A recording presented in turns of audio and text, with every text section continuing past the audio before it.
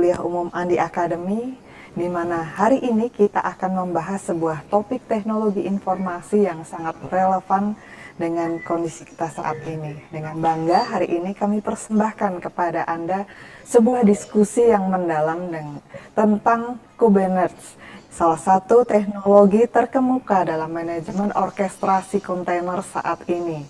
Telah hadir bersama kita saat ini 3 narasumber hebat yang namanya tentunya sudah malang melintang di dunia teknologi informasi tanah air hingga saat ini. Yang pertama tentunya kita perkenalkan Bapak Aris Cahyadi Krisdianto PhD. Beliau adalah Senior Research Fellow dan Asisten Direktur Program National Cyber Security R&D Laboratory Singapura. Selamat pagi Pak Aris. Halo, apa kabar? Ya, masih. Baik. Nah, ya baik. Ya, terima kasih. Ya, apa kabar Pak Aris? Baik. Saya di sini baik-baik ya. Terima kasih telah disempatkan datang dan bersama kita mengisi kuliah umum dalam acara kita hari ini. Baik, yang kedua adalah seorang Cloud Native Computing Foundation Ambassador dan juga Google Developer Expert. Beliau adalah Bapak Giri Kuncoro. Selamat pagi Pak Giri, apa kabar? Pagi Bu Dwinita, kabar baik? Gimana kabarnya? Baik juga Bapak. Tentunya kita semua sudah menantikan Pak materi hari ini. Banyak sekali pendaftar yang sudah menantikan untuk belajar bersama dalam kuliah umum kita hari ini. Dan yang terakhir, mungkin saya tidak perlu perkenalkan panjang kali lebar. Beliau adalah begawan teknologi tanah air kita, Bapak Ono Widodo Purbo, atau yang biasa kita sapa Bapak Ono Purbo. Selamat pagi Pak Ono. Pagi Bu Dwinita, semoga di sana baik, di sini nggak ada gudeg. Baik Pak Ono, di sini masih banyak gudeg, tapi saya nggak boleh sebut merek favoritnya Pak Ono. Nggak usah disebut, dikirim aja, dikirim. Oh dikirim, oke siap Bapak. Loh kan Pak Ono katanya yang mau ke Jogja. Oh iya bener, lupa. Iya. Mungkin nanti kapan-kapan Pak Ono, Pak Giri, Pak Aris. Wah iya, Pak. dengan senang hati. Kita bikin acara yang langsung luring Pak. Wah iya Teman-teman. siap. Wah dengan senang hati. Oke. Mudik saya kalau itu, mudik saya. Wah orang Jogja tuh ini. La ilaha illallah. Orang Jogja terdampar di Singapura, nah ini contohnya. Nah itu. Oke, baik. Terima kasih Bapak-bapak narasumber kita hari ini dan telah hadir juga di sini baik dari kanal TV Andi juga dari kanal YouTube kita. Saya sapa seluruh peserta kuliah umum daring kita hari ini. Selamat datang kami ucapkan. Semoga hari ini kita sama-sama bisa belajar dan memperoleh banyak ilmu serta manfaat dari bapak-bapak narasumber kita hari ini. Adapun kuliah umum kita hari ini akan terbagi dalam 4 sesi atau 4 tahap, di mana sesi pertama akan disampaikan oleh Pak Aris yang akan memberikan materi pengenalan tentang apa itu Kubernetes. Dan untuk kita, kemudian sesi kedua oleh Pak Giri yang akan mengajak kita lebih lanjut mendalami melalui demo dan pengaplikasiannya. Sedangkan sesi ketiga adalah sesi pembahasan bersama dengan Pak Ono. Dan yang terakhir, yang juga tidak kalah dinantikan adalah tanya jawab yang akan ditutup dengan pengundian door prize bagi seluruh peserta yang hadir, baik melalui kanal YouTube TV Andi maupun melalui kanal Zoom kita hari ini. Nah, sebelum kita memulai acara, kami juga menyampaikan bagi peserta yang nantinya ingin bertanya, baik di kanal Zoom maupun di kanal TV Andi, kami persilahkan untuk menuliskan di kolom chat. Kita akan membahasnya bersama 3 narasumber hebat kita hari ini dalam sesi tanya jawab. Baik, kurang lebih demikian pembuka dari kami. Tanpa berpanjang kata, kita akan memulai kuliah umum kita hari ini dengan materi pertama dari Pak Aris yang akan memberikan pengenalan tentang apa itu Kubernetes untuk kita semua. Silahkan Pak Aris, waktu dan tempat kami persilahkan. Oke, terima kasih. Sebelumnya saya ingin menyapa teman-teman yang sudah bergabung di sini. Selamat pagi, semoga sehat semua. Sebelumnya saya coba share screen dulu. Apakah screen-nya sudah terlihat? Oke. Oke, pertama-tama terima kasih ke Bu Julita dan Andi TV atau Andi Academy yang telah mengundang saya kembali. Kalau di kesempatan sebelumnya saya hanya dengan Pak Ono, tapi hari ini spesial saya bisa mengundang satu narasumber lagi, yaitu Pak Giri Kunchoro, karena beliau untuk masalah Kubernetes mungkin beliau paling expert di sini. Gitu. Jadi untuk memulai kuliah kali ini saya hanya sekedar memperkenalkan apa itu Kubernetes dan bagaimana sih cara belajarnya, karena saya sendiri mungkin orang baru dalam mempelajari Kubernetes, mungkin nggak seperti Mas Giri Kunchoro yang sudah sangat lama mempelajarinya.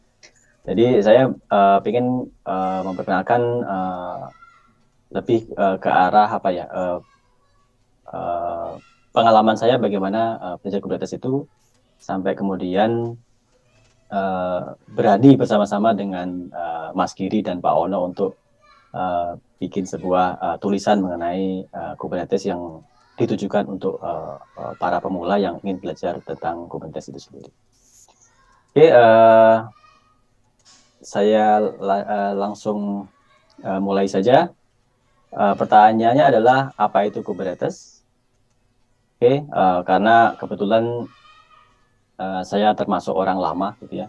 Kemudian juga termasuk yang lama ngambil kuliah juga, jadi senangnya baca buku. Saya rubah.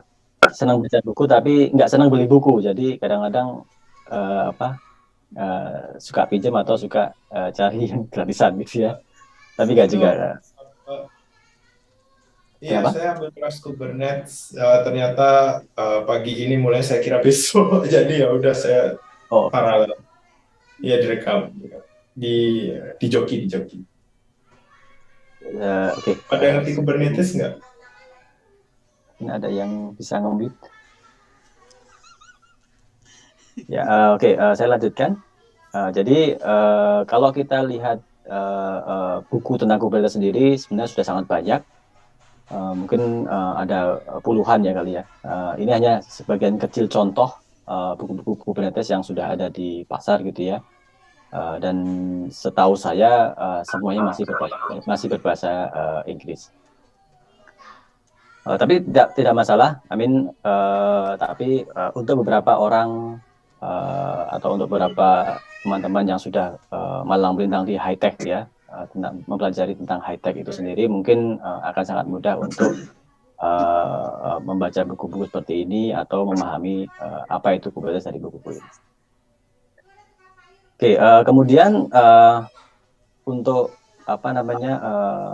belajar secara cepat gitu ya, mungkin ada yang berpikiran oke, mungkin kita bisa belajar lewat tutorial atau mungkin blog dari beberapa orang gitu ya. Tidak salah, semua bagus, karena rata-rata yang memberikan materi ini mereka sudah mempunyai pengalaman dalam melakukan instalasi atau mungkin deployment Kubernetes sendiri. Cuma kadang-kadang mungkin karena skopnya terlalu besar atau mungkin tidak sesuai dengan apa yang kita cari, kadang-kadang kita terlalu susah untuk memahami apa itu sebenarnya Kubernetes dan mengapa itu sangat penting. Oke, sekarang kita coba lihat satu buku ya. Ini mungkin langsung dari buku sumber yang paling utama mungkin, karena ini ditulis oleh istilahnya dengkotnya Kubernetes ya. Jadi atau boleh dibilang mungkin yang bikin Kubernetes gitu. Jadi di situ ada 3 orang, Kelsey Hightower, Brendan Burns, dan Joe Beda ya. Ini bukunya versi pertama. Oke, itu hanya sekitar tahun 2017 dan hanya sekitar 180 halaman. Tapi buku ini sudah dipublish berulang kali, dan yang terakhir itu kalau nggak salah sampai 300 atau hampir 400 halaman sendiri. Jadi untuk memahami Kubernetes dari awal mungkin tidak mudah untuk membaca buku yang versi sekarang. Makanya itu untuk pengalaman dari pengalaman saya sendiri mungkin bisa diawali dengan buku yang singkat ini. Nah, kalau lihat dari beberapa chapter yang ada di buku itu, yang pertama biasanya atau seharusnya menjelaskan tentang sebenarnya kenapa sih kita masih butuh Kubernetes gitu ya, dengan segala teknologi yang sudah ada sekarang, misalnya virtual machines atau Docker container dan segala macam. Kenapa kita masih butuh Kubernetes ini? Apakah tidak teknologi-teknologi itu tidak cukup untuk melakukan deployment aplikasi atau layanan yang kita mau gitu. Jadi kenapa sih Kubernetes masih diperlukan? Isinya cukup banyak buku ini, tapi saya ambil beberapa konten inti gitu ya. Yang pertama yang saya sebutkan tadi, yaitu harus dijelaskan kenapa ada Kubernetes dan apa bedanya Kubernetes dengan yang lainnya, atau fitur yang unik dari Kubernetes itu apa. Nah, kemudian ini sebagai contoh harus dijelaskan mengenai beberapa terminologi yang mungkin tidak begitu bisa dipahami gitu ya, nggak mudah dipahamin, tetapi ini sangat penting dalam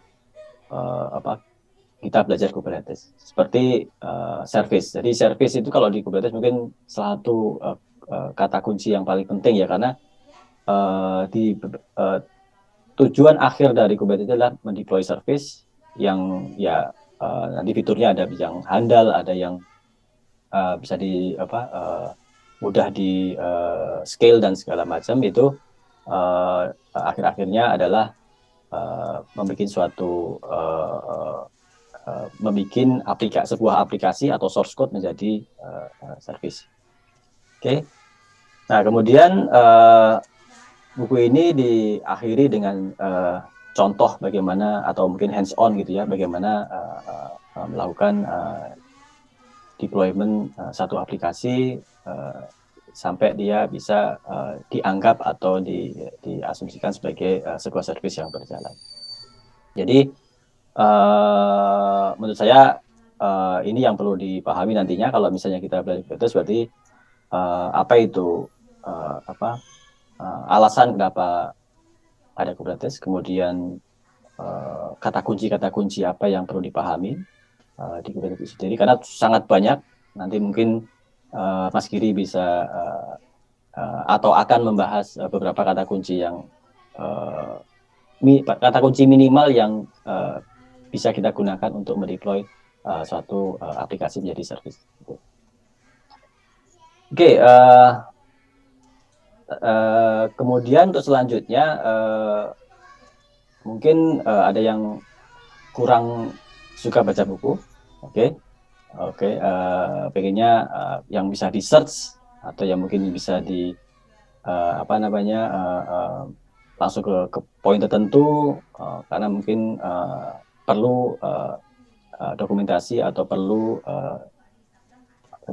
tulisan seperti kamus gitu ya. Nah, ini Kubernetes punya dokumentasinya, dan alhamdulillah ini berkat timnya Mas Giri gitu ya, sudah ada dokumentasi berbahasa Indonesia. Jadi mulai dari konsep dasar Kubernetes, kemudian pertama kali mencoba Kubernetes, hingga kalau misalnya kita ingin menulis tentang Kubernetes yang seperti yang ditulis di sini, bisa melalui website. Jadi tapi masalahnya adalah mungkin karena ini adalah sifatnya project dokumentasi yang sesuai dengan project awalnya gitu, yang berbahasa Inggris, jadi memang kontennya terlalu besar gitu. Jadi kalau dulu saya ingat itu Pak Ono ada project How to Linux Pak ya, How to Linux ID gitu. Nah itu kan intinya sama, jadi menerjemahkan How to Linux yang tadinya berbahasa Inggris menjadi berbahasa Indonesia. Nah ini intinya hampir sama. Jadi ada project mencoba mentranslasikan dari dokumentasi berbahasa Inggris menjadi dokumentasi berbahasa Indonesia. Dan kebetulan saya juga karena waktu itu sedang belajar, kemudian langsung saja saya lihat-lihat website ini, kemudian join untuk berkontribusi melakukan transaksi dokumentasi, karena belajar yang paling efektif menurut saya itu kita baca terus kita tulis gitu ya. Jadi kita harus ada suatu effort yang bikin kita bisa memahami betul-betul apa yang akan kita pelajari gitu. Tapi sekali lagi untuk yang pemula mungkin masih merasa terlalu berat, karena kalau lihat dari jumlah halamannya pun ratusan. Kemudian kalau lihat dari panjang halamannya pun bisa kalau dijadiin buku gitu ya, nanti bisa ratusan halaman mungkin ya, seperti itu. Oke, jadi ini banyak beberapa konsep atau konsep-konsep Kubernetes yang kita bisa pelajari dari buku atau dari dokumentasinya Kubernetes itu sendiri. Dan mungkin nanti ada beberapa tambahan dari Mas Giri dari source mana aja yang bisa digunakan untuk sebagai acuan belajar Kubernetes. Oke, sekarang setelah kita mencoba belajar dari buku, kemudian mencoba membaca atau misalnya ngulik dari dokumentasi yang berbahasa Indonesia sekalipun, tapi akhirnya kita berpikiran bahwa kita tetap masih harus mempunyai panduan untuk para pemula gitu ya. Ya artinya bagaimana panduannya itu tidak jauh dengan aslinya gitu ya, tapi dengan contoh-contoh atau dengan tutorial yang lebih mudah dipahami seperti itu. Nah ini kalau kita kembali ke konsep awal Kubernetes tadi, kalau yang saya pahami adalah bagaimana si Kubernetes ini menjelaskan atau kita bisa menggunakan Kubernetes ini untuk mengubah suatu aplikasi yang kita punya, atau itu source code atau itu mungkin image atau semacamnya, kemudian kita deploy sebagai service, gitu ya. Nanti yang seperti yang dijelaskan tadi, bahwa nanti service-nya sangat reliable, bisa di scale, kemudian ada berbagai macam versi dan segala macam, itu adalah satu fitur-fitur yang nantinya akan dimiliki oleh Kubernetes itu sendiri. Tapi sebagai kata atau gambaran cepatnya gitu ya, ya intinya kita punya aplikasi dengan harapan dengan magic dari Kubernetes gitu ya, bisa menjadikan layanan yang handal dan seterusnya, seperti itu. Nah kemudian untuk bisa memahami, kita coba bagaimana kita kalau bikin suatu aplikasi gitu ya, untuk melakukan demo Kubernetes itu sendiri, kemudian menjadikan dengan menggunakan aplikasi yang sama atau source code yang sama gitu ya. Kita mencoba bikin dua service, yaitu API dan web. Jadi karena kalau trennya sekarang kan semua aplikasi itu harus menyediakan web dan API. Jadi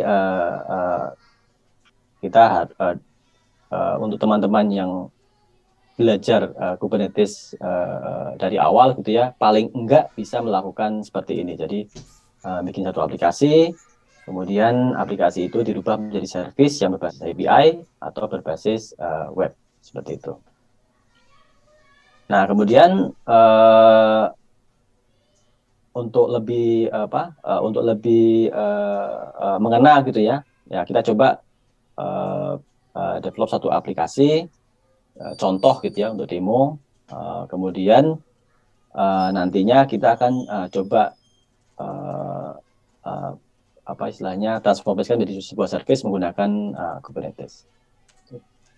Nah, nanti detailnya nanti Mas Giri yang akan jelaskan, tetapi targetnya adalah target untuk pemula yang ingin belajar Kubernetes adalah kita punya source code, kemudian kita install Kubernetes, kemudian mendefinisikan beberapa konfigurasi, dan akhirnya kita akan bisa mengakses service kita seperti itu. Nah, nanti ini salah satu tampilan gitu ya. Sebenarnya karena kan mengubah dari source code ini menjadi service ini kan sebenarnya ada something di tengah-tengahnya gitu, ada sesuatu di tengah-tengahnya yang semua akan di handle atau akan diatur sama Kubernetes itu sendiri. Jadi ternyata Kubernetes itu harus mendefinisikan beberapa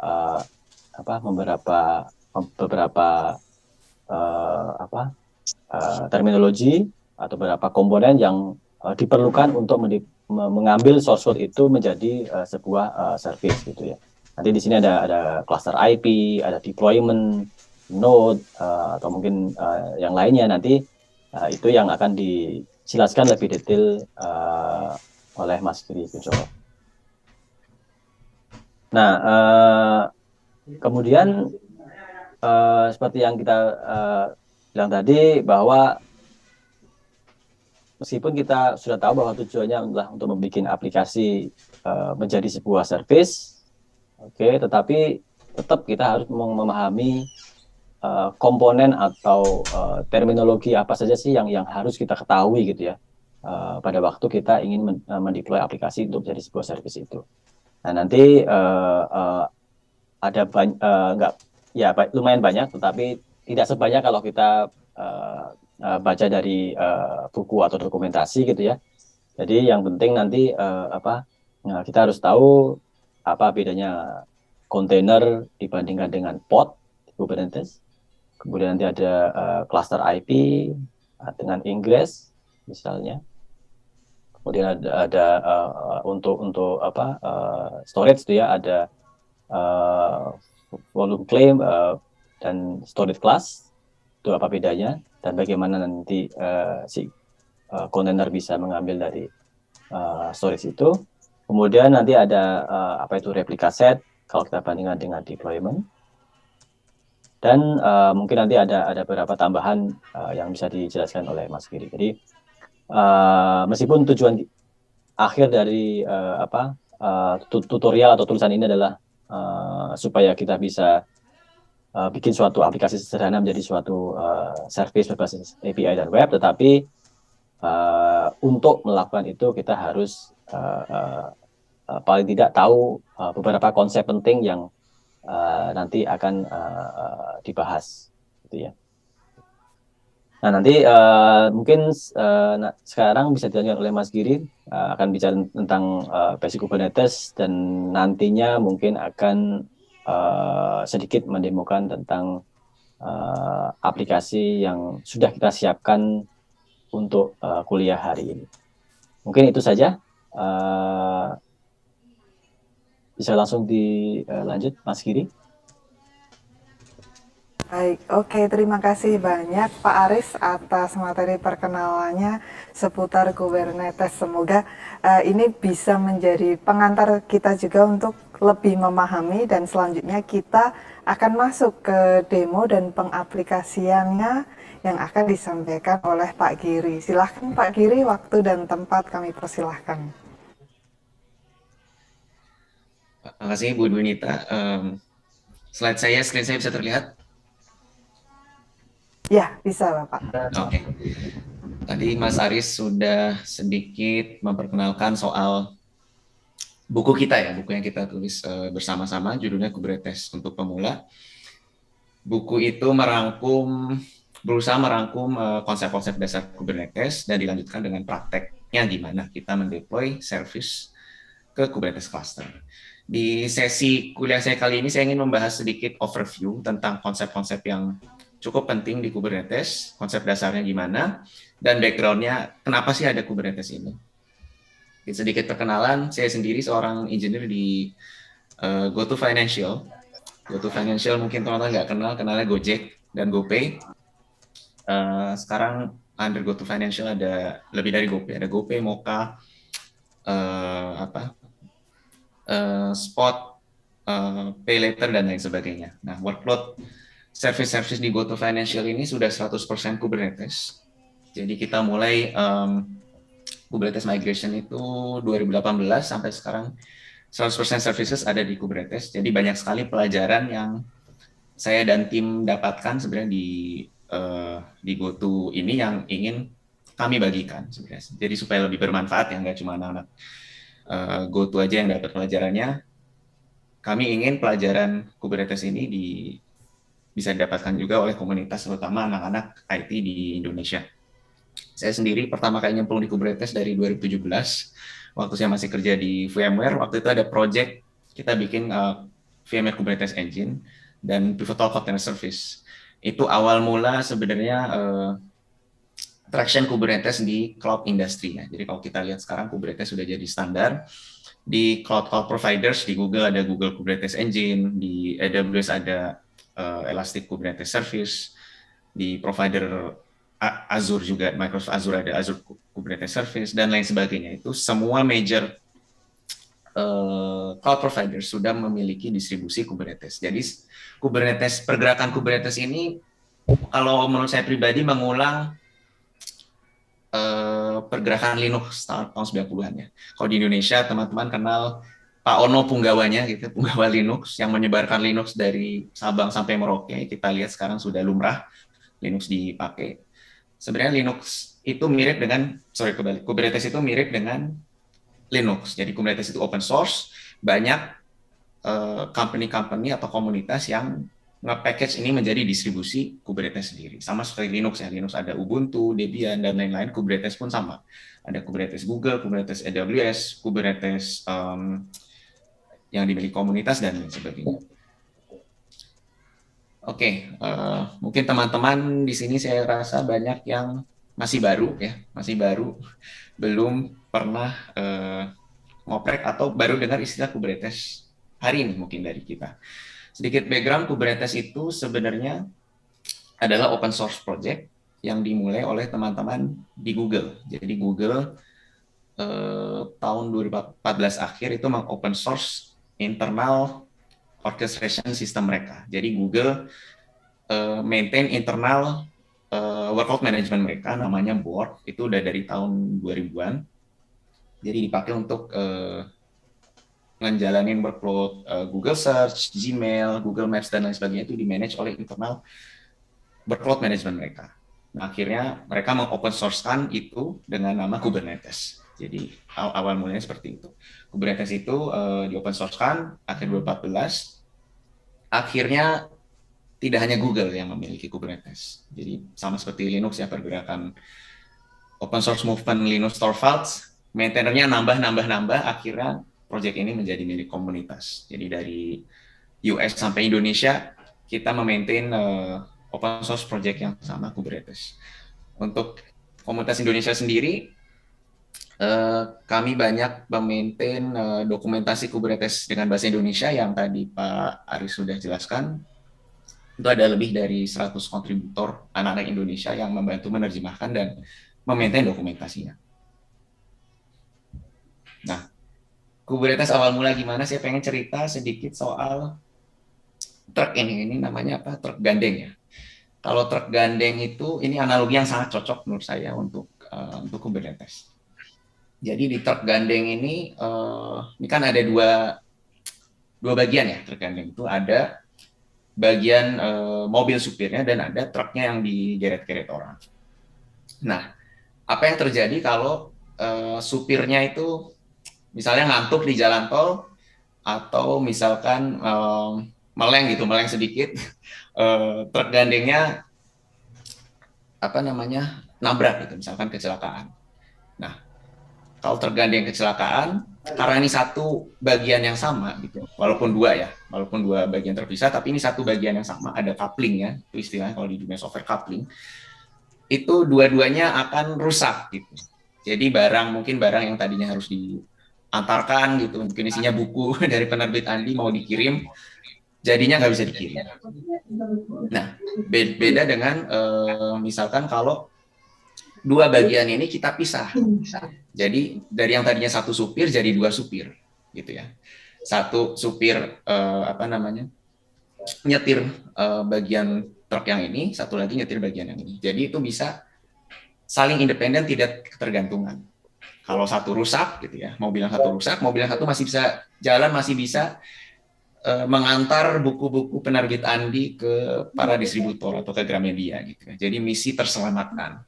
Nah, sebenarnya analogi ini yang menjadi dasar Kubernetes. Jadi Kubernetes itu mostly about decoupling system.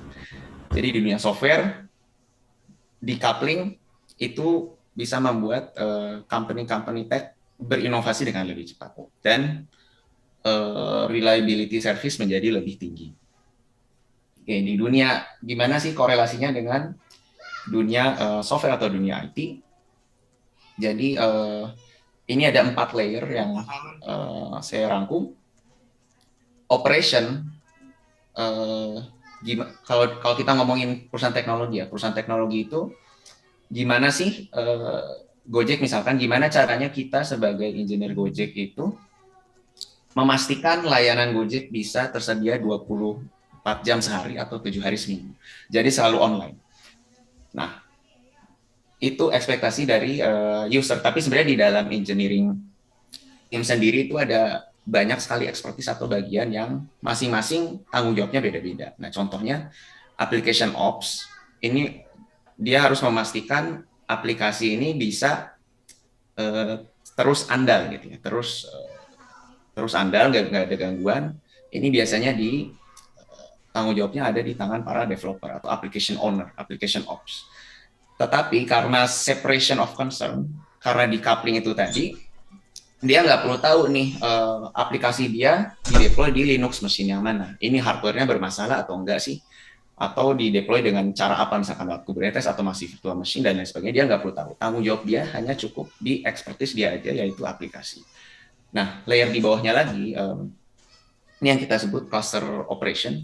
Jadi ini para sysadmin. Jadi sysadmin 2.0 itu biasanya di era IT industri modern sekarang itu tanggung jawabnya di level cluster, level Kubernetes cluster atau level cloud platform layer. Tanggung jawab para sysadmin memastikan cluster-cluster seperti Kubernetes atau pool of Linux machine itu bisa selalu tersedia digunakan oleh para application owner. Nah, tapi satu hal yang menariknya lagi, di masa modern sekarang ini, cluster ops atau para sysadmin itu nggak perlu 100% tanggung jawab ke operating systemnya dan hardware-nya. Karena itu ada orang atau tim yang bertanggung jawab terhadap itu. Misalkan OS operation atau ini adalah sysadmin atau orang yang memaintain, mendistribusikan kernel operating system. Misalkan di company mau pakai Ubuntu semua atau mau pakai Debian semua, mau pakai CentOS semua, itu tanggung jawabnya si kernel operations.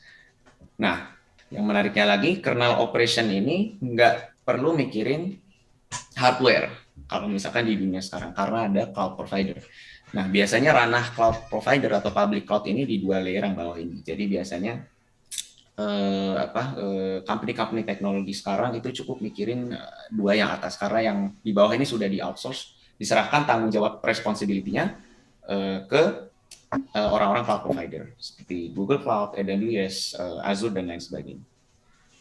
Nah, jadi powernya Kubernetes itu di coupling atau memisahkan 2 dunia yang bisa kita pisahkan.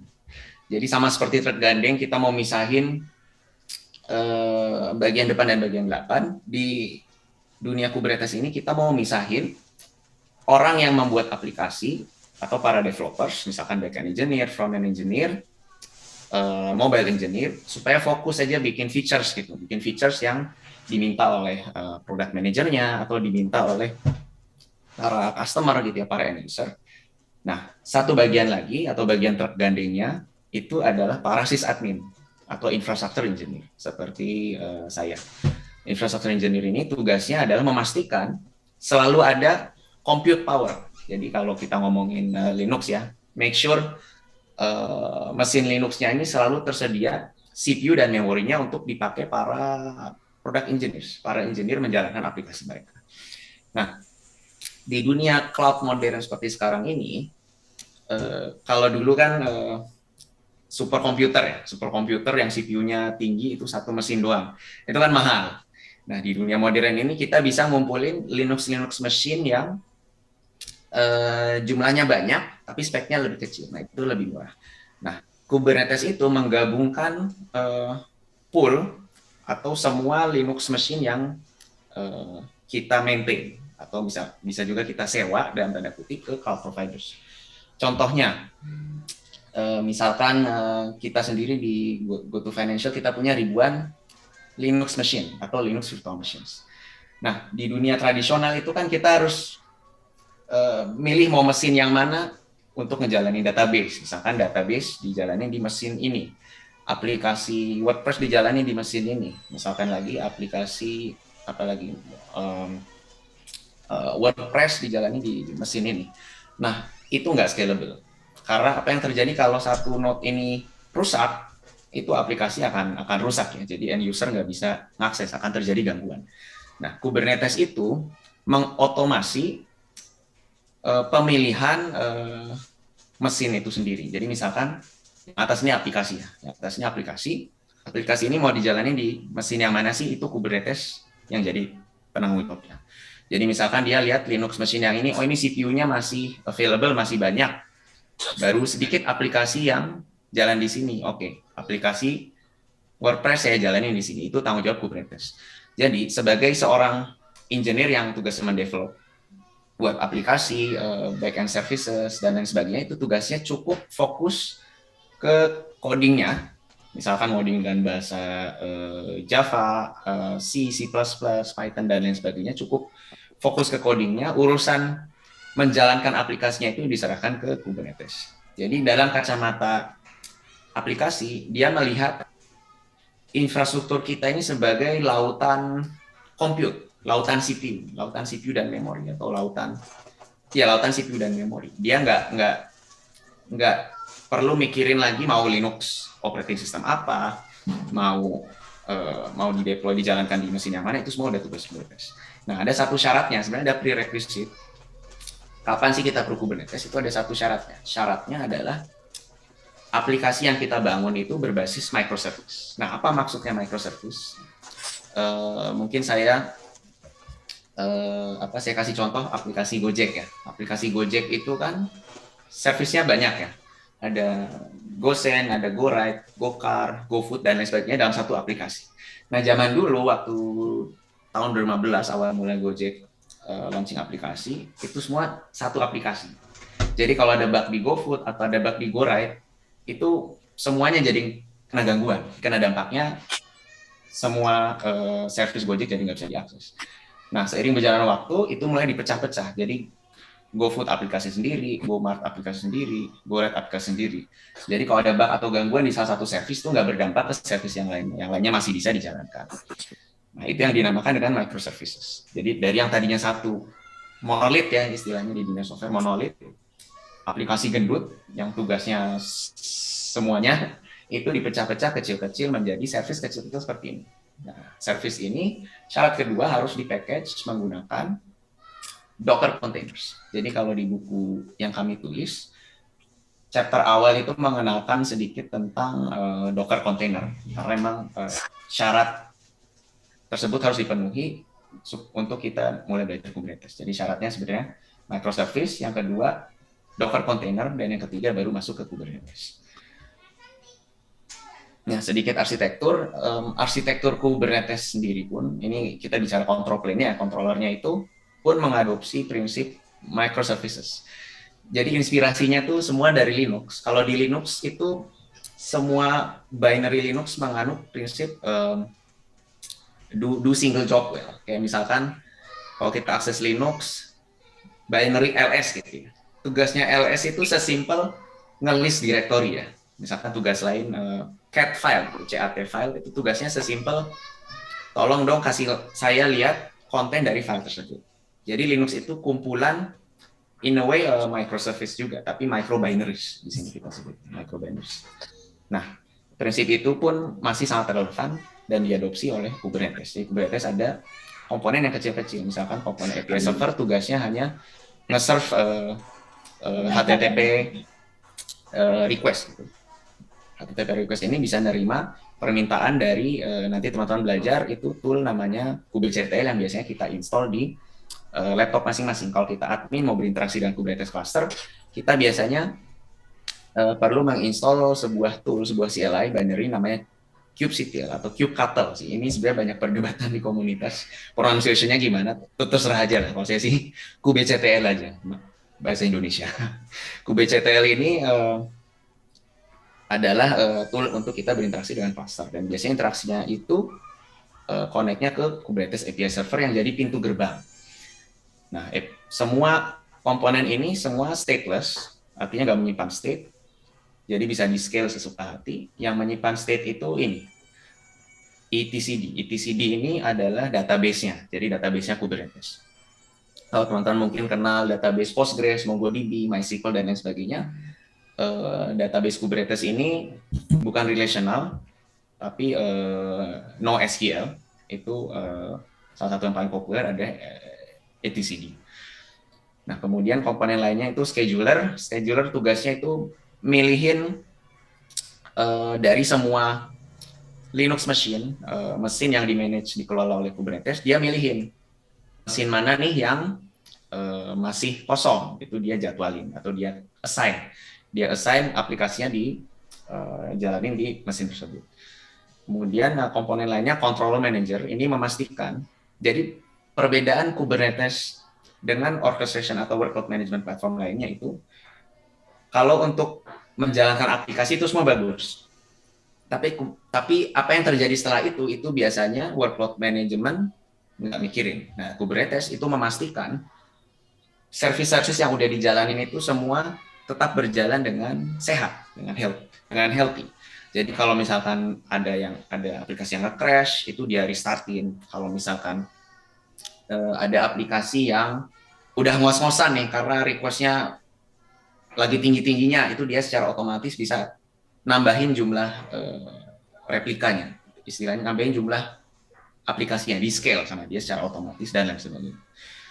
Kemudian ada sedikit agent di setiap Linux machine atau di mesin yang dikelola Kubernetes itu harus install 2 agent yang cukup ringan namanya kubelet, ya, ini bahasa Inggrisnya kubelet, sama satu lagi kubeproxy.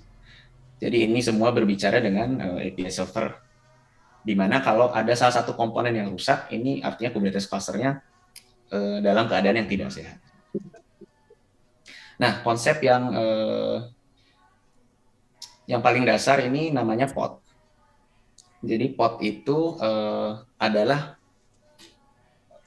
atomik atau unit terkecil yang bisa dijalankan oleh Kubernetes. Jadi misal teman-teman punya kontainer.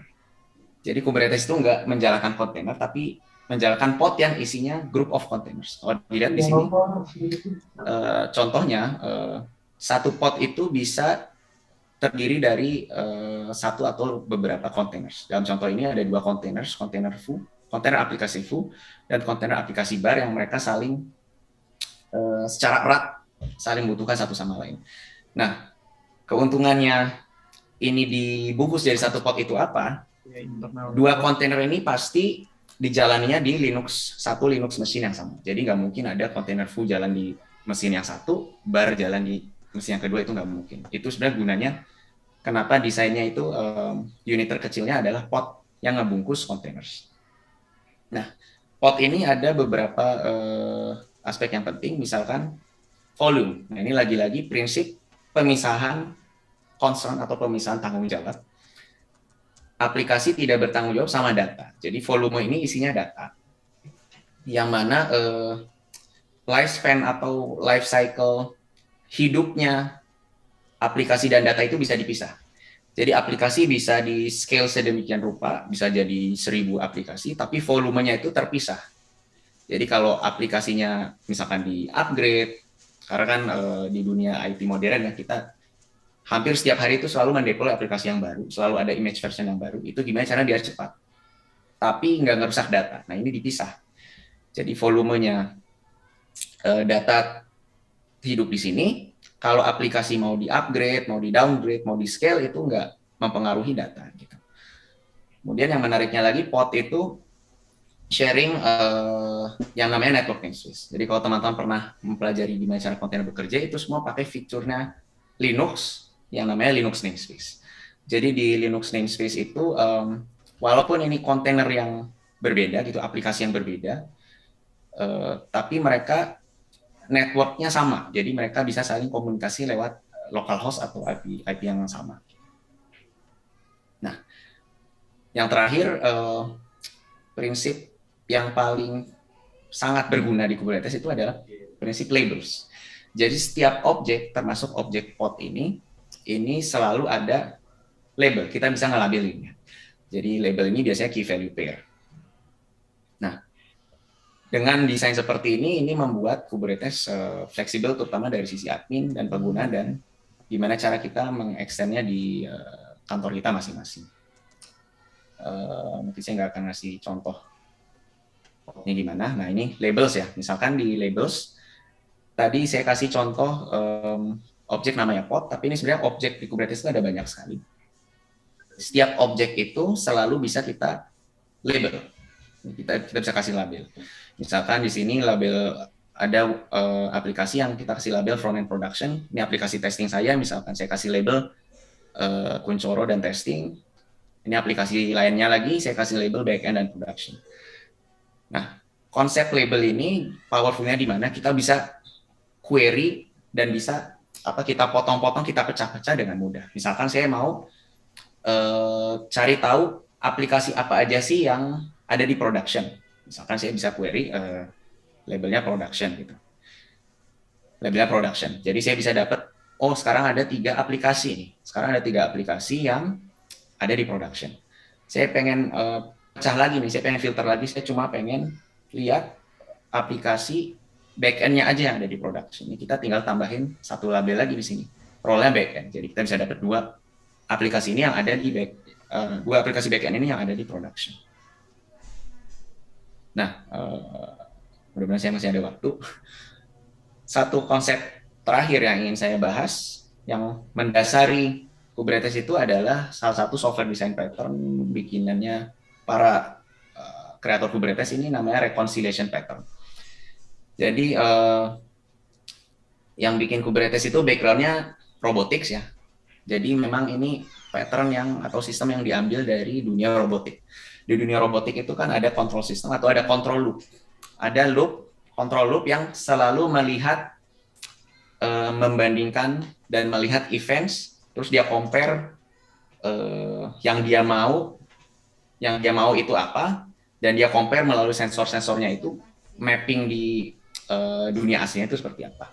Nah, prinsip itu yang diadopsi oleh pattern ini namanya reconciliation pattern. Dia selalu ada control loop yang nge-loop terus-menerus ngecek desired state. Jadi ini istilahnya desired state atau state yang kita inginkan itu apa.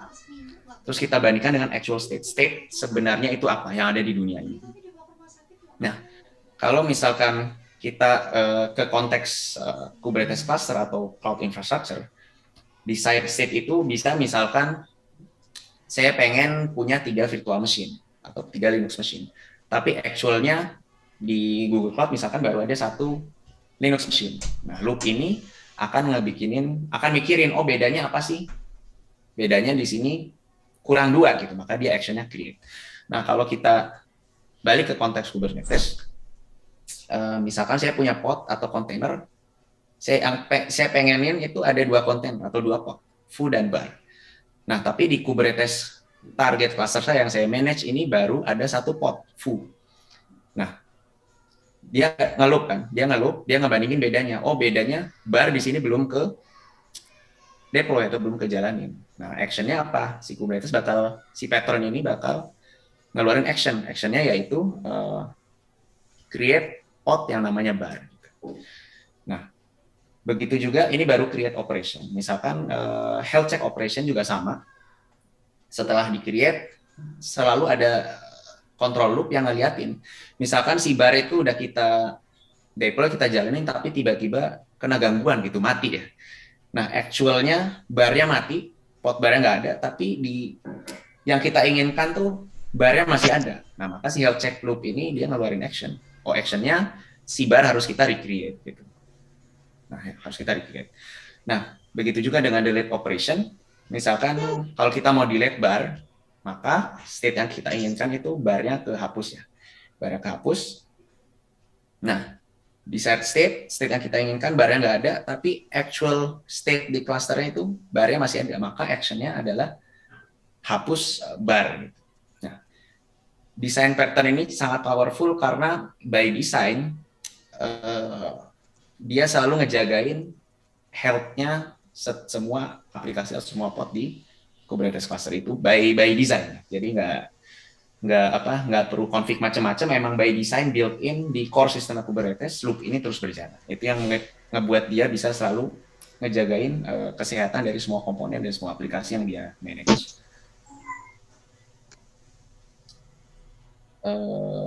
Saya masih ada waktu nggak, Bu Dwinita?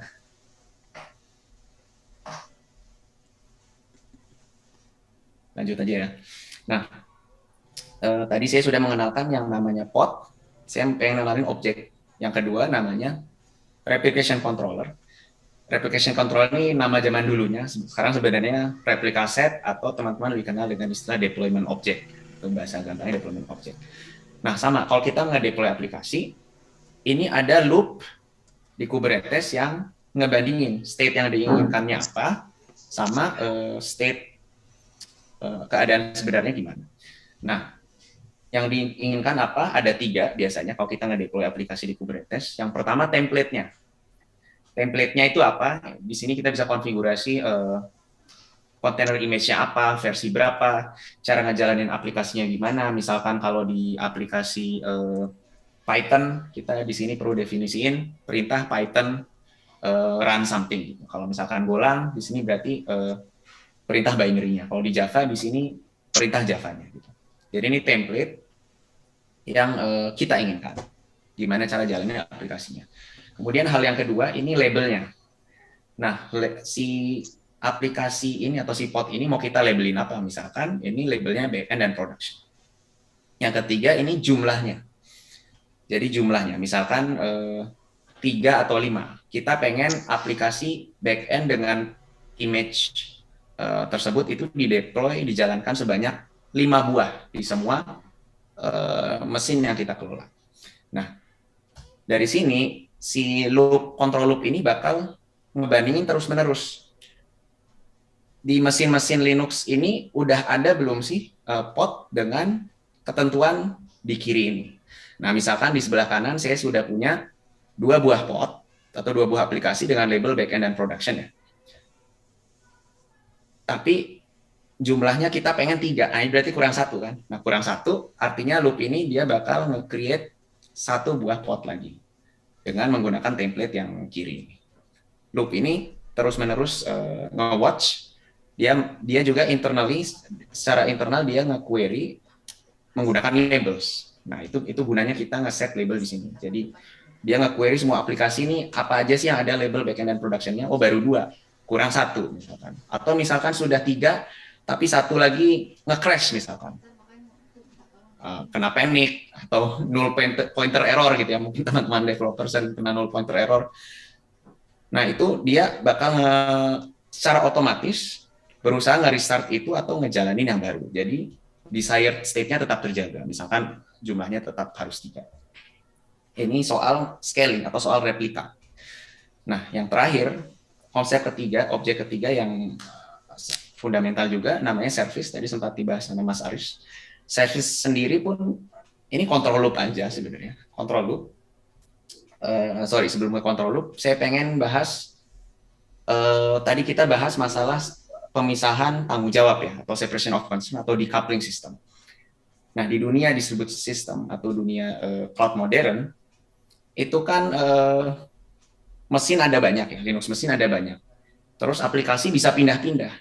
Nah pindah-pindah itu gimana cara orang luar mengakses service itu, sedangkan IP-nya bisa berubah-berubah, terus mesinnya bisa berubah-berubah ya. Nah itu tujuannya dari objek yang namanya service. Jadi teman-teman mikir service ini sebenarnya bahasa gampangnya load balancer. Semua aplikasi yang kita deploy di Kubernetes itu sudah ada load balancer-nya masing-masing. Jadi walaupun ada 5 buah aplikasi replika yang tersebar di semua Linux machine, itu semua bisa diakses melalui satu IP. IP load balancer, istilahnya fake IP, ini IP bohong-bohongan, gimana IP ini bisa di reach, bisa di hit dari semua komponen di network yang sama gitu. Dan IP ini selalu ada DNS-nya. Jadi DNS ini misalkan foo.service gitu, foo.service.com itu selalu bisa di hit walaupun nanti aplikasi portnya pindah-pindah dari satu mesin ke yang lain, kontainer IP-nya bisa pindah-pindah, itu nggak masalah. Jadi IP ini selalu statik, virtual IP, mungkin istilah Linux-nya virtual IP, yang selalu bisa di-hit dari siapapun di cluster itu. Nah, ini pun sama, konsepnya adalah reconciliation loop, selalu ada control loop yang ngeliat ini, port ini nih pindah dari mesin satu ke mesin kedua. Ini saya harus ngapain? Nah, dia biasanya action-nya itu ngeprogram IP tables di Linux machine itu sebenarnya, action-nya. Cuma intinya semua sama. Jadi kalau ada proses pemindahan, mau replikanya nambah, mau portnya nambah atau berkurang, ini tugasnya si loop ini yang nyambungin lah, istilahnya nge-route. Gimana dia bisa nge-route IP ini ke port-port di belakangnya.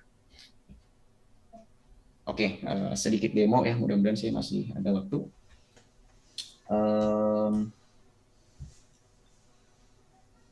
Jadi saya punya ini saya punya visualizer, mudah-mudahan bisa kelihatan. Saya punya visualizer, saya udah punya setup Kubernetes cluster di Google, ini saya pakai di Google Cloud. Saya punya 3 node gitu cluster.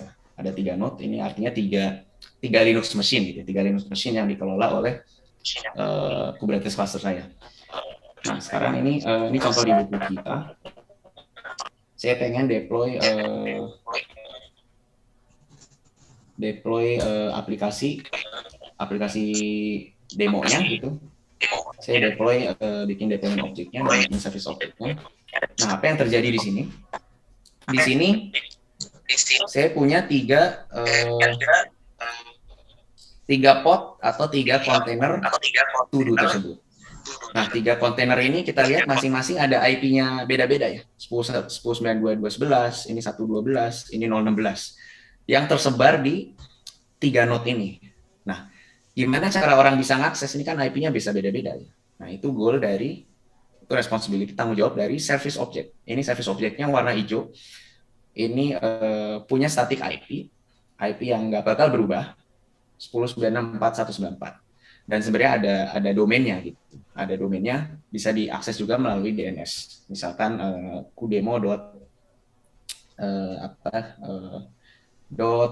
.andi.com gitu misalkan, bisa di-resolve ke IP ini. Nah, sekarang ini saya pakai image yang tag-nya latest. Misalkan saya mau edit, saya mau ganti image gitu ya. Sebentar. Saya mau ganti image. saya mau ganti image ke misalkan versi 1.0 dari yang tadi latest ke versi 1.0. Nah, ini desired state yang saya ubah ya. Saya ubah. Setelah saya apply itu loop-nya berjalan. Di sini kita bisa lihat salah satu feature yang sangat powerful di sini ada rolling update. Ya kalau teman-teman lihat di sini Kubernetes itu nggak ngeganti semua aplikasi sekaligus tapi satu persatu. Jadi dia satu persatu nggak deploy aplikasi yang baru, setelah nyala terus nyambung ke service-nya, nyambung ke service objeknya, baru dia matiin yang lama. Jadi prosesnya itu rolling. Keuntungannya apa? Proses rolling ini itu nggak ada downtime. Kita nggak perlu ngelakuin upgrade malam-malam, nggak perlu ngedeploy aplikasi malam-malam. Itu mau jam sibuk seperti jam sekarang pun, teman-teman developer atau teman-teman application owner itu bisa selalu nge-patch, selalu nge-upgrade, nge-roll out feature baru, nge-roll out bug fixes, tanpa ada downtime. Karena itu kita lihat tadi ya, prosesnya rolling, kalau misalkan ada di tengah rolling itu ada gangguan, itu dia bisa rollback otomatis dan nggak ngelanjutin. Nah, si service ini pun ngejaga dia selalu nge-connect-in ke aplikasi yang emang lagi sehat aja. Jadi kalau ada aplikasi lagi nge-crash-an itu dia nggak bakal dia connect-in. Nah, kalau ada satu yang nge-crash, dia pun berusaha ngehidupin satu lagi. Gitu. Oke, kira-kira demonya singkat. Mungkin sedikit pelengkap ya di buku yang kami tulis itu. Karena kan nge-copy paste file itu susah ya kalau di buku fisik. Jadi kita siapin juga satu repository di sini di GitHub open ini ngoprek Kubernetes/examples. Jadi kalau nanti teman-teman mengikuti bukunya terus merasa kesulitan harus nulis satu persatu kan susah ya nge-copy paste-nya. Di sini sudah disiapin semuanya bisa teman-teman copy paste untuk mengikuti tutorialnya. Nanti jadinya bentuknya seperti ini. Ini demo aplikasi demo yang teman-teman bisa ikuti kalau sampai selesai. Sebenarnya aplikasi sederhana aja ya, aplikasi pencatatan. Teman-teman bisa mencatat di sini. Di dalamnya itu ada 3 komponen. Jadi dengan aplikasi sederhana ini kita bisa mendeploy 3 buah aplikasi berbeda yang masing-masing pun kepentingannya berbeda. Misalkan ada aplikasi backend-nya itu perlu connect ke database, database-nya pun kita deploy di Kubernetes. Karena database perlu state, itu kita belajar juga gimana caranya ngebuat volume, ngebuat disk lah ya, virtual disk istilahnya kalau di Linux. Kira-kira itu, terima kasih. Kredit foto saya sama yang bikin Kubernetes, Pak Brendan Burns. Konten ini banyak terinspirasi dari beliau dan saya banyak sekali belajar dari beliau juga di komunitas. Buat teman-teman yang belum join komunitasnya, di sini ada komunitasnya community.cncf.io. Jadi CNCF itu anaknya Linux Foundation, kepanjangannya Cloud Native Computing Foundation, anak Linux Foundation yang mewadahi project open source Kubernetes ini. Di sini ada meet up-nya tiap bulan. Tadi malam kita baru meet up juga di kantor Microsoft. Sayangnya ini kebanyakan baru di Jakarta ya, dan kadang-kadang ada juga di Jogja, gitu. Jogja di tahun lalu September. Nah tiap tahun kita pun ada conference-nya di Indonesia yang kita buat, judulnya Kubernetes Community Days. Tahun lalu di Jakarta juga, tahun sebelumnya lagi di online ya, pas zaman pandemi online. Nah ini kebetulan tahun lalu kita juga undang beliau, Pak Brendan Burns. Jadi Brendan Burns ngebuka jadi keynote speaker, dan di sini di wadah kita belajar sama-sama karena ini project open source, jadi komunitasnya memang sangat hangat gitu, sangat welcome. Kita bisa saling belajar. Jadi walaupun misalkan saya anak GoTo, anak Gojek, biasanya anak-anak nggak pelit dengan ilmu gitu. Kita saling belajar. Di Bukalapak gimana sih misalkan pakai Kubernetes-nya, atau di Tokopedia gimana sih, itu kita saling belajar di sini sebagai sesama anak komunitas IT di Indonesia. Oke, sekian, terima kasih. Mungkin ke Pak Uno ya. Langsung aja. Wow, ada. Terima kasih banyak Silakan. Pak Giri. atas ilmunya luar biasa. Tadi kita sudah melihat sampai di demonya juga, dan jangan lupa untuk mungkin teman-teman atau peserta yang ingin bergabung dengan komunitasnya tadi sudah diinfo di community.cncf.io ya. Oke, baik. Seperti yang saya janjikan, untuk sesi ketiga ini adalah mungkin sesi pembahasan lebih lanjut ya. Kita akan bersama dengan Pak Ono. Silahkan Pak Ono, waktu dan tempat kami persilakan. Terima kasih Bu Dunita, Pak Agiri, Pak Aris. Pak Agiri keren banget. Ampun, ya asli keren. Ya mudah-mudahan nanti komunitasnya bisa tambah gede. Mungkin saya akan lebih sharing membandingkan sama teknologi jadul ya, zaman dulu. Sorry, ini lagi paper journal lagi diedit. Tapi poinnya sederhana banget sih. Kalau kita lihat, kita perhatikan dari presentasi Pak Giri tadi ya, Mas Giri sama Mas Aris tadi ya, kelihatan sekali di situ ada otomatisnya. Otomatisnya gede banget. Kalau kita sudah pernah ngoperasiin cloud yang teknologi lama, apakah itu pakai Proxmox, pakai OpenStack segala macam, tidak seotomatis Kubernetes. Itu yang kelihatan banget sekali. Jadi itu jadi menarik sih sebenarnya. Nah, itu poin yang kelihatan banget kenapa kita perlu masuk ke dunia itu. Dan kami di kampus, saya kebetulan di kampus juga ITTS, Institut Teknologi Tangerang Selatan, ada berapa anak ikutan sertifikasi Google Cloud.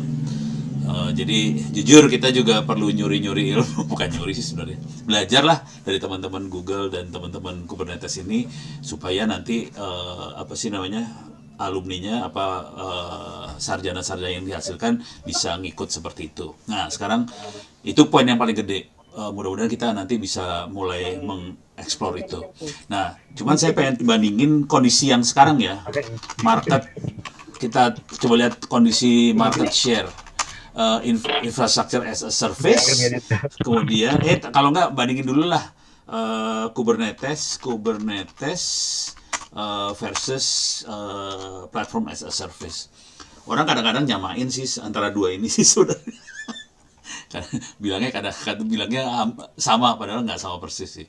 Tapi kira-kira ini yang mana yang nah ini kira-kira kayak gini.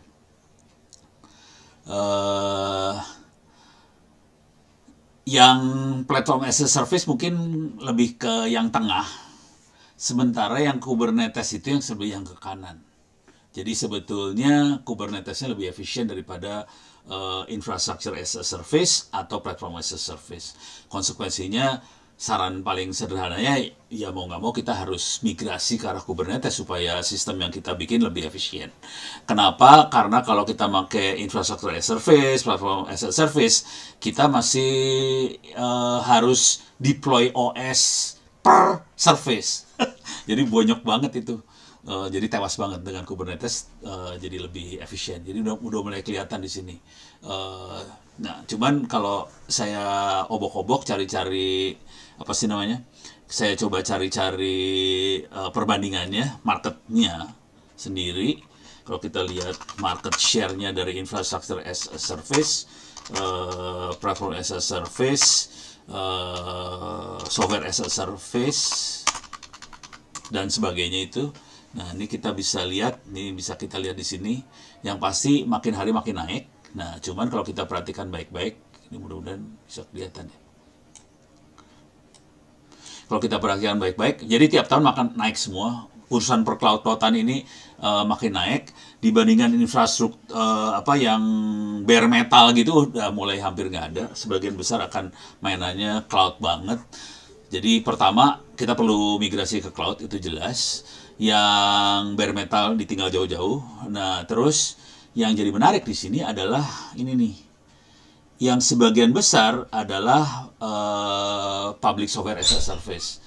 Ini mungkin masih dominasinya barangkali seperti Google gitu ya, atau bisa dilihat di sini lah dominasinya. Oke. Microsoft, Amazon, Salesforce, ini yang ke arah situ ya. Itu buat cloud vendornya. Cuman saya akan balik lagi ke sini. Nah,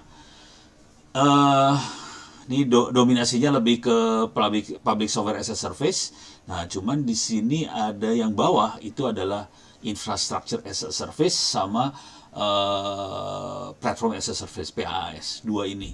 Kalau kita lihat dari grafik ini, antara si infrastructure sama si platform hampir sama nih, 50-50 lah. Angkanya dekat banget nih dua ini. Kalau yang software mungkin untuk kita agak susah ngejarnya. Karena itu lebih gimana bikin database yang di cloud segala macam bisa dijual sama user, diakses sama user. Nah, yang ini jadi menarik karena kalau kita lihat petanya Indonesia, market Indonesia masih sebagian besar providernya levelnya bukan level teman-teman yang tadi di Gojek dan segala macam ya.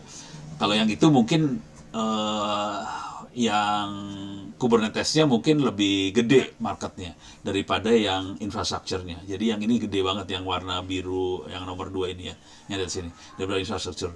Coba kalau kita lihat di publiknya, di provider, kayak yang dagang-dagang cloud itu, sebagian besar masih di infrastruktur sih sebenarnya. Terus juga, saya juga ngobrol sama teman-teman di Alfamart, segala macam itu, mereka masih di infrastruktur. Jadi yang startup mungkin mereka banyak di Kubernetes atau platform as a service, sementara yang bukan startup masih banyaknya di infrastructure. Terus kemarin saya iseng nanya sama anak-anak itu kan, ini sama Alfa sih nanyanya, ngobrolnya gini, kenapa kalian kagak pakai Kubernetes segala macam? Jawabnya simpel sih, mahal pak. Oh oke. Nah, ini tantangan buat kita semua. Saya agak kaget dengan jawaban seperti itu sih sebenarnya.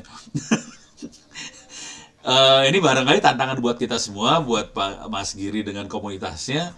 Kayaknya kita perlu edukasi orang-orang ini semua deh, bahwa sebetulnya kedepannya lebih ke arah platform as a service, Kubernetes dan sebagainya, daripada pakai infrastruktur yang rigid gitu ya, tidak fleksibel, tidak se-fleksibel Kubernetes yang bisa menghandle, mengadjust service yang diberikan sesuai dengan kebutuhan demand dari request dari user atau user yang make gitu ya. Dan ini kelihatan banget kalau kita lihat terutama kedepannya ada yang namanya